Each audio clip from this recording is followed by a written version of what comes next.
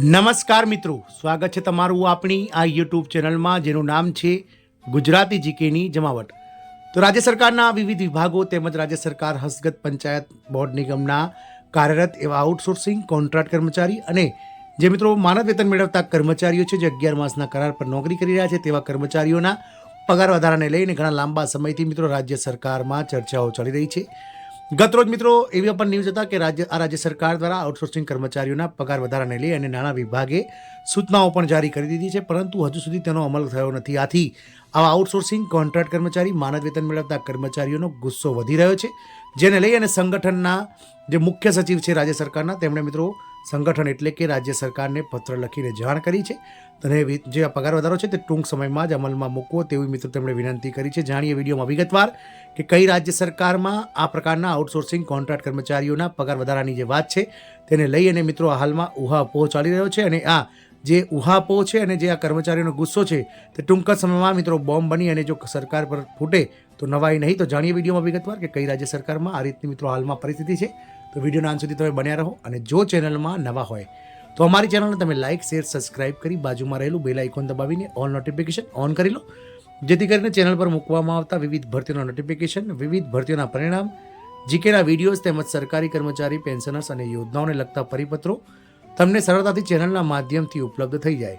તો મિત્રો આઉટસોર્સિંગ કર્મચારીઓ પગાર વધારાની રાહ જોઈ રહ્યા છે, ગુસ્સો વધી રહ્યો છે. આ સંગઠને અધિક મુખ્ય સચિવને લખ્યો છે પત્ર. તો વાત કરીએ મિત્રો ઉત્તર પ્રદેશ રાજ્યની, તો લખનઉ અમૃત વિચારમાં સમાચાર જે પ્રસિદ્ધ થયા છે, જેમાં રાજ્યની તબીબી સંસ્થાઓમાં પોસ્ટિંગ કરાયેલા એવા 50,000થી વધુ આઉટસોર્સ કર્મચારીઓના પગારમાં વધારો કરવામાં આવ્યો નથી, જેની પાછળનું કારણ તેમનો પગાર નક્કી ન હોવાનું કહેવાયું છે.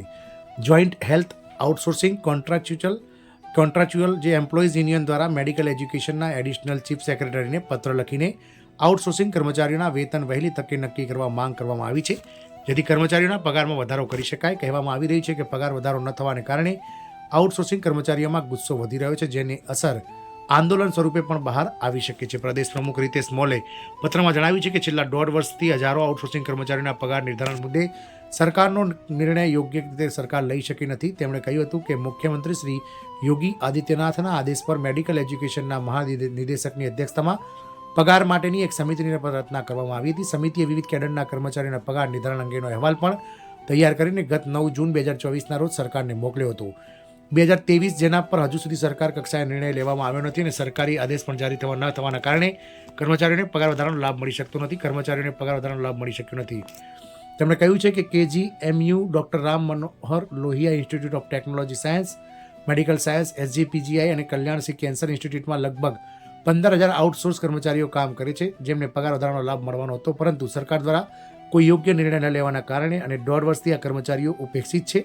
આ સાથે રાજ્યની 50,000 જેટલી મેડિકલ કોલેજોમાં હજારો આઉટસોર્સ કર્મચારીઓ કામ કરી રહ્યા છે, જેમને યોગ્ય પગાર ધોરણ મળતું નથી. જ્યારે સરકાર દ્વારા સમિતિની રચના કરવામાં આવી હતી, પરંતુ સરકારના આદેશના કારણે કર્મચારીઓમાં આશા બંધાઈ હતી. છેલ્લા 1.5 વર્ષથી તેઓ નિરાશ છે કે જે ગમે ત્યારે રોષનું સ્વરૂપ પણ ધારણ કરી શકે છે. યુનિયનના જનરલ સેક્રેટરી સચ્ચિદાનંદ મિશ્રાએ જણાવ્યું હતું કે સંયુક્ત આરોગ્ય કરાર કર્મચારી સંઘનું પ્રતિનિધિ મંડળ નાયબ મુખ્યપ્રધાનને અનેક વખત મળી ચૂક્યું છે અને પગાર વધારાની વિનંતી કરી છે, પરંતુ હવે એવું લાગી રહ્યું છે કે સંખ્યાત્મક સંખ્યા વિના કોઈ સુનાવણી નહીં થાય. આથી યુનિયનની કારોબારી બેઠકમાં નિર્ણય લેવાયો છે કે તમામ મેડિકલ કોલેજો અને મેડિકલ સંસ્થાઓના કેટલાક કર્મચારીઓ મોટી સંખ્યામાં આવીને એકઠા થશે અને ફરીથી નાયબ મુખ્યમંત્રી બ્રિજેશ પાઠકને આવેદનપત્ર આપશે. આમ ઉત્તર પ્રદેશમાં આઉટસોર્સ કર્મચારીઓના પગાર વધારાને લઈને હાલમાં મિત્રો ખૂબ જ મોટો ઉહાપોહ ચાલી રહ્યો છે.